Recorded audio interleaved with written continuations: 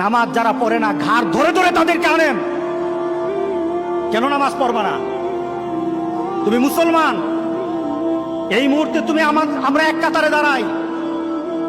এটা যদি আপনার সন্তান হয়, ধরেন নামাজ পড়তে আসো। রাগ করতেছেন? কঠিন করে কথা বলেছি? আমি কঠিন করে বলি নাই। আমাকে বলানো হয়েছে মুহাম্মদ সাল্লাল্লাহু আলাইহি সাল্লামের কথা কঠিন ছিল নামাজের ব্যাপারে।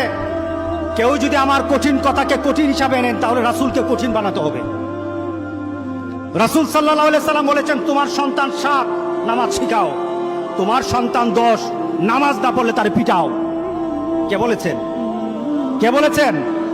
রাসূল বলেছেন। তাহলে রাসূল কঠিন হলেন না? নামাজের ব্যাপারে কঠিন না? নামাজের ব্যাপারে আমরা কখনো সহজ হব না।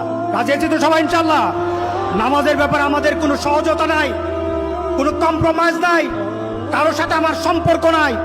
নামাজ আছে তো সম্পর্ক আছে, নামাজ নাই আল্লাহর সাথে তার সম্পর্ক নাই, আমার সাথে তার কোনো সম্পর্ক নাই। আমার মাবুদ আমাদের প্রতি রাগ করে আছে, আমাদের মাবুদ আমাদের প্রতি রাগ করে আছে।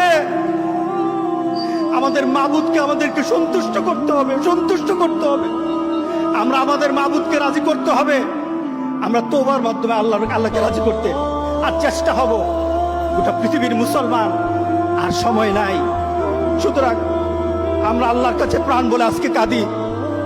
যারা নামাজ পড়ো না, তুমি টের পাও নাই, মসজিদের দরজা তোমার জন্য বন্ধ হয়ে যাবে।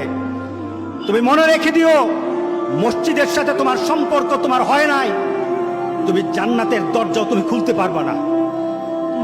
তুমি এখনো বেনামাজি, এখনো সকালবেলা তুমি ঘুমাও, এখনো তুমি আল্লাহকে ভুলে আছো, এখনো তোমার কাছে তওবার কথা তোমার চিন্তাতে আসে নাই। তুমি অনেক কিছু হতে পারো, তুমি মুসলমানের কাতারে থাকবা না। তুমি অনেক কিছু হতে পারো, তুমি ইসলামের কাতারে থাকবা না। আমি গতকাল বিকালবেলা মাদ্রাসার মাঠের দিকে যাচ্ছি, এমন সময় একটা ছেলেকে দেখলাম, আমাকে দেখে কেউ দৌড়ে চলে যায়। যেটা আমি মনে করলাম ছেলেটাকে ডাকা দরকার। ছেলের বাবা হতো অন্ধ, ছেলের বাবা হতো বুঝে না, মা বুঝে না, এই ছেলেটা দুজুকের দিকে চলে যাচ্ছে। ছেলের বাবা হয়তো বুঝে না যে আমার ছেলেটাকে আমি ধ্বংস করে দিচ্ছি। আমি ছেলেটাকে দৌড়ে আনলাম, সে ভাগতেছিল, আমি বললাম এদিকে আয়, ভাগিস না। ছেলেটাকে কাছে এনে বললাম, তুই যে চুলটাকে লাল করেছিস, চুলটা লাল, তোর আব্বাকে বলিস আমার সাথে দেখা করতে।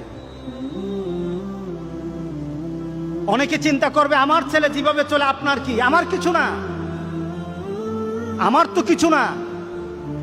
আপনার ছেলে যদি হারামি করে আমার কিছু না, আপনার ছেলে যদি বেনামাজি হয় আমার কিছু না। রাস্তায় যখন হাঁটতে বের হই দেখা যায় ছেলেরা 20-25 জন দাঁড়িয়ে গল্প গুজব করে, 20-25 জন, কিন্তু এই ছেলেগুলি কোনো সময় মসজিদে পাই না আমরা।